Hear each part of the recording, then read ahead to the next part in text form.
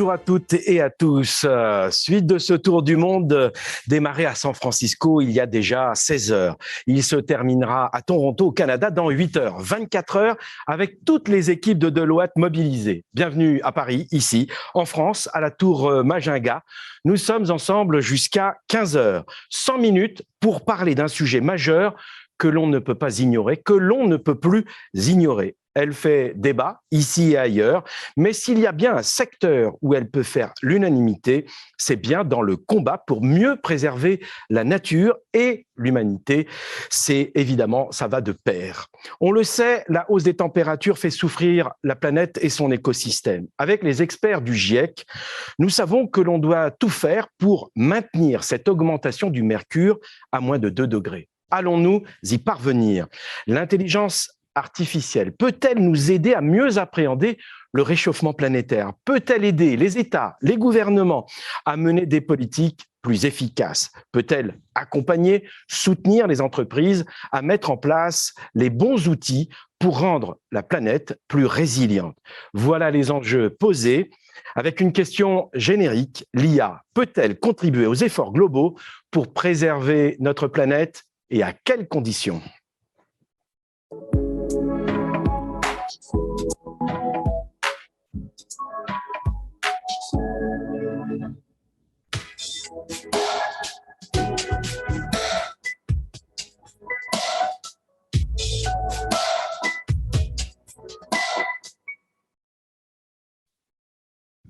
Les questions sont nombreuses et pour y répondre, celle qui, avec son équipe, a organisé depuis de longues semaines cette table ronde. Anne Sultan. Anne, bonjour. Vous êtes associée chez Deloitte en charge des activités de gestion des risques technologiques, dont l'utilisation de la data, des données. C'est vous qui avez décidé du thème de cette table ronde. Je suppose qu'au sein de vos équipes, l'alliance entre IA et transition écologique, ça fait sens. Oui, ça fait complètement sens, puisque l'IA au départ était une figure imposée dans le cadre de l'initiative du Deloitte AI Institute lancée par Deloitte. Et quand on a réfléchi à l'utilisation de l'IA la plus contributive aux enjeux actuels, on a tout de suite pensé à la planète. Et quand on a pensé à la planète, on a également réfléchi à comment nos équipes collaboraient sur ce sujet-là. Et l'évidence a été renforcée parce que aujourd'hui, nos experts en intelligence artificielle œuvrent déjà avec nos équipes expertes en développement durable pour répondre au mieux aux besoins de nos clients. Donc oui, ça fait sens et on est là pour ça. Alors, combien d'experts aujourd'hui, justement, travaillent chez Deloitte sur cette question? Alors, 200 experts environ en France en intelligence artificielle et 2 milliers à l'international qui œuvrent aujourd'hui autour de 24 heures pour privilégier l'IA. Et puis, des experts leaders sur leur activité en France en développement durable, 250 collaborateurs qui œuvrent autour de la biodiversité, des enjeux climat, de l'économie circulaire, de la performance ESG, et qui œuvrent également de manière significative sur des initiatives structurantes au niveau national et international. Alors Anne, ça ne vous aura pas échappé, nous sommes au mois d'avril et dans 3 jours, ce sera la journée mondiale de la Terre. Une journée, pour moi, c'est pas assez, clairement. Vous avez, vous, décidé que ce serait le mois de la Terre, le mois d'avril. Racontez-nous. Effectivement, le mois de la Terre, Earth Month, chez Deloitte, en France et autour du monde, pour valoriser, encourager les actions concrètes pour préserver la planète.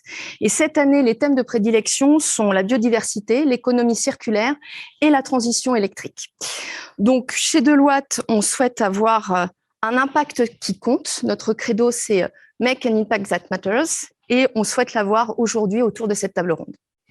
Anne, avant d'accueillir nos invités pour mieux visualiser le contexte de cette table ronde, je vous propose quelques images qui rappellent ô combien cette Terre, notre planète, est d'une grande beauté, belle mais fragile.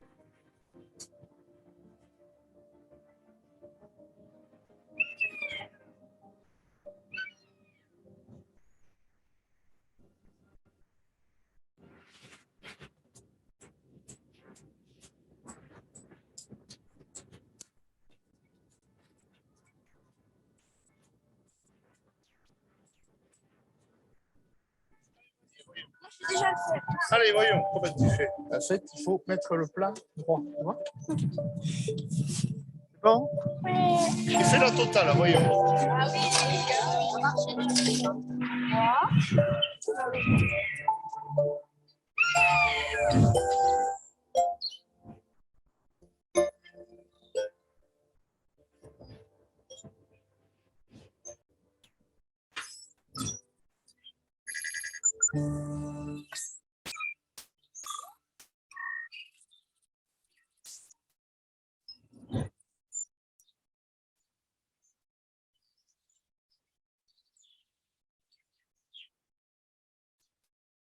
Le changement climatique est en cours, on l'a vu encore l'an passé avec des méga-feux en Gironde, en Californie ou encore en Australie, des inondations monstres au Pakistan qui ont duré plusieurs mois et des périodes de sécheresse hivernale ici en Europe, du jamais vu. Alors question, l'IA peut-elle nous aider à limiter les risques et les catastrophes climatiques? Peut-elle permettre d'optimiser les actions à mener?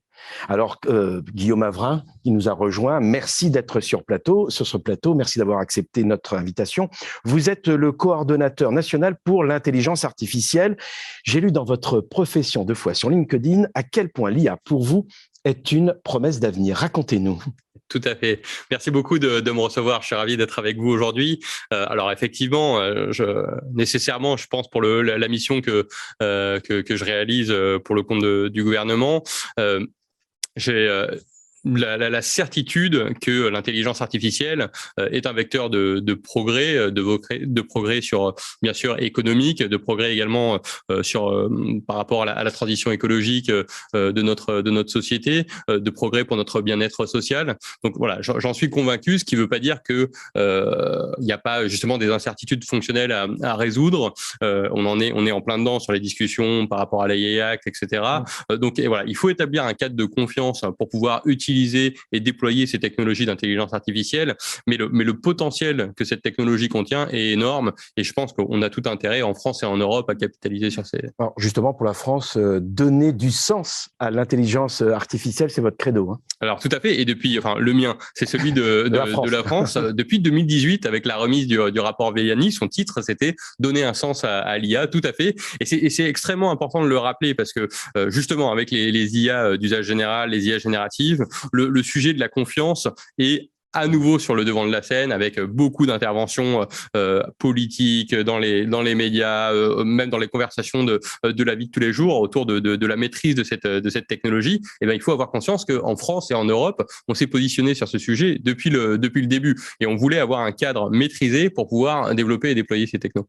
Justement, on va en parler. Merci Guillaume Avrin. Avant de poursuivre justement cet entretien, abordons les dernières questions suscitées par le développement de l'IA générative. On ne peut évidemment pas éviter les questions qui fâchent, hein, mais on va les aborder dans un premier temps avec quelques photos. Nous avons demandé à une IA d'illustrer le thème du jour. Nous avons donc entré les mots-clés. Intelligence artificielle, développement durable, avantages et inconvénients. À votre avis, Guillaume Avrin, quelles photos avons-nous obtenues? Alors on triche parce qu'en fait, on les a sur le plateau. Je voulais que ça soit une surprise, mais c'est pas très grave. Est-ce que vous imaginiez ce type de photos? C'est l'IA qui génère ses propres photos. Hein. Effectivement, et ça fait un peu peur du coup.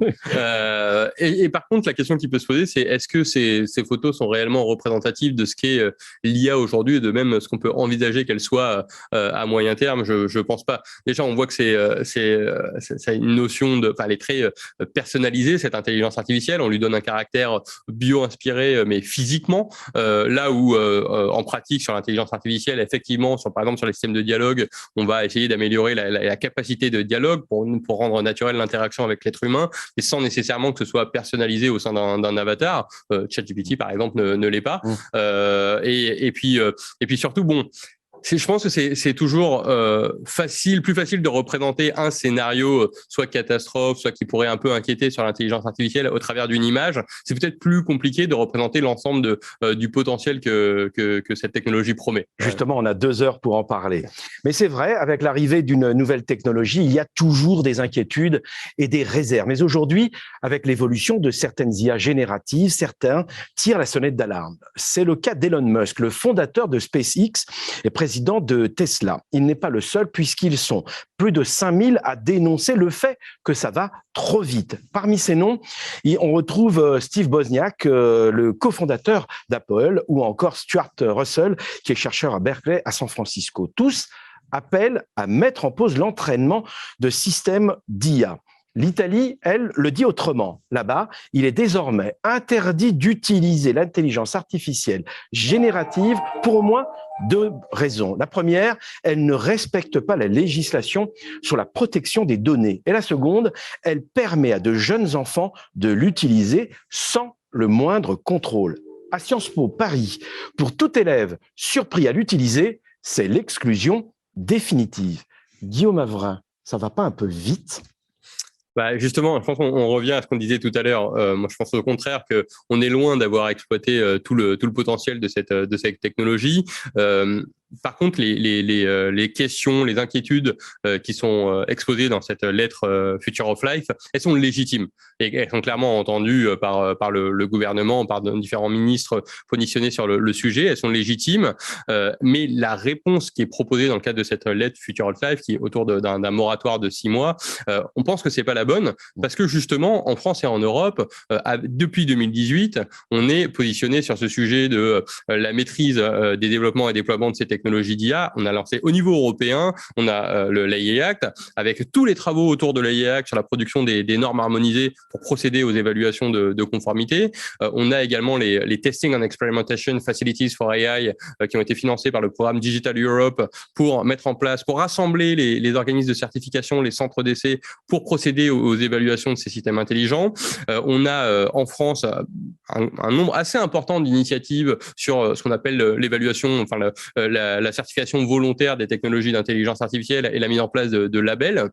Donc finalement, ce cadre de confiance, on le pense déjà en France et en Europe depuis plusieurs années. Pas de raison du coup de ralentir. Au contraire, on veut accélérer sur le développement de ces technologies d'IA, puisque on le fait dans un cadre maîtrisé par construction, pour pouvoir en tirer tout le potentiel. Et alors justement, Guillaume Avrin, nous on a eu l'occasion d'interroger nos clients sur l'AI Act qui va paraître, et il en est ressorti une certaine crainte sur le niveau de latitude finalement laissé aux organisations pour appréhender la réglementation et pour évaluer le niveau de risque de leur système d'IA. Est-ce qu'aujourd'hui, l'État français compte accompagner ces entreprises pour les aider à appréhender justement l'utilisation de l'intelligence artificielle? Oui, tout à fait. Alors, d'une part, il y a eu même plusieurs types de réponses qui ont été apportées à ces inquiétudes. Le sujet et la représentation de la France dans les instances qui définissent cette réglementation européenne sur l'IA est portée par le ministère de l'économie et des finances, avec justement un lien qui est extrêmement proche avec le tissu économique, avec les entreprises qui sont concertées de manière quasi systématique, je dirais même systématique. Et donc, il y a eu plusieurs conséquences à ces concertations. Sous le président français de l'UE, il y a eu notamment la proposition, une fois que le texte serait entré en vigueur, de passer, normalement, on a 2 ans pour se mettre en conformité. On a étendu cette durée à 3 ans, de manière à justement permettre aux entreprises de mener toutes les actions nécessaires pour cette mise en conformité. On a également rajouté un certain nombre d'articles pro-innovation, l'article 55, 58A, pour justement permettre aux entreprises que ce soit pas un frein à leur innovation, ce cadre, mais au contraire un cadre de confiance sur lequel ils vont pouvoir déployer et développer en toute certitude leur technologie. Et on a également, et je pense que c'est un point qui est très important, à mon avis, qui sera le point, la meilleure aide, le meilleur guideline pour ces développeurs de technologies d'IA, c'est la production des normes harmonisées qui ont actuellement lieu.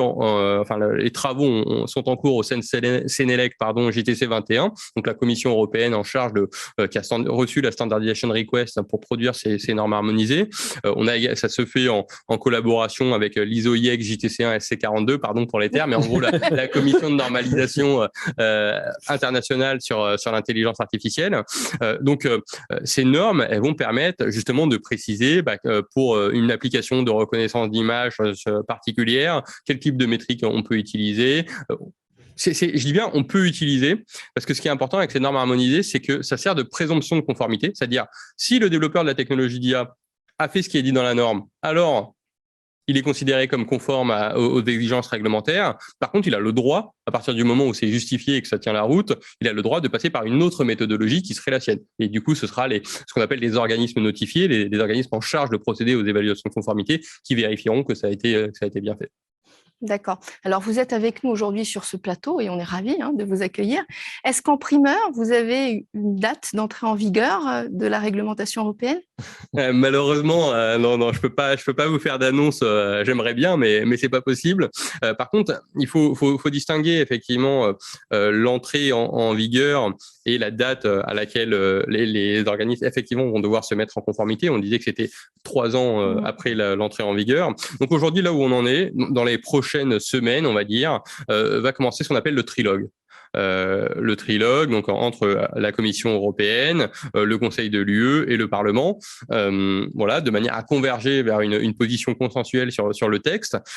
Ça peut prendre un temps qui n'est pas à maîtriser. On estime que ça pourrait se terminer fin 2023, début 2024, ce qui serait bien justement pour pouvoir ensuite assez rapidement passer à l'entrée en vigueur, mais ça pourrait très bien prendre plus longtemps et du coup on serait plutôt vers une entrée en vigueur en 2025. Mais le calendrier, il est à peu près celui-là. Et du coup, il faut compter 3 ans plus tard, après 2024 ou 2025, pour l'obligation de mise en conformité. L'un des objectifs du gouvernement français, on le comprend, c'est de faire de la France un centre d'excellence en matière d'intelligence artificielle. Pourquoi est-ce un enjeu stratégique pour notre pays ? Alors, c'est une excellente question. Je pense que ça l'est à plusieurs égards. D'une part, d'un point de vue impact sur notre économie, il y a un enjeu de compétitivité pour nos entreprises, de rééquilibrage de notre balance commerciale. Il faut qu'on parvienne. Il y a tout le sujet de la réindustrialisation en ce moment qui est porté par le gouvernement. Accompagner, cette réalisation, elle peut se faire aussi qu'à condition qu'on soit compétitif, qu'on réduise nos coûts de production et qu'on soit vraiment dans la concurrence par rapport aux offres internationales. Et l'intelligence artificielle apporte ça. Elle permet de réduire les coûts, d'améliorer la productivité grâce à une interaction optimisée entre l'IA et la machine. Ça permet, donc ça c'est plutôt pour la partie vraiment impact compétitivité sur notre tissu industriel. Ça permet aussi de réduire la pénibilité de certaines tâches, éventuellement leur dangerosité. Ça permet de nous libérer, là c'est plutôt sur le plan personnel, d'un certain nombre de tâches ancillaires pour nous libérer du temps de manière à se consacrer sur les actions qui nous paraissent vraiment essentielles. Donc comme on le disait, comme je le disais au début, il y a un potentiel de progrès sur du bien-être social et économique extrêmement important que peut apporter l'intelligence artificielle. Il faut que la France soit positionnée dans la course avec ses partenaires européens et internationaux. Et donc, c'est vraiment ça notre objectif. Merci Guillaume Avrin. Vous restez avec nous pour le deuxième temps fort de cette table ronde. Intelligence artificielle et écologie, une association naturelle.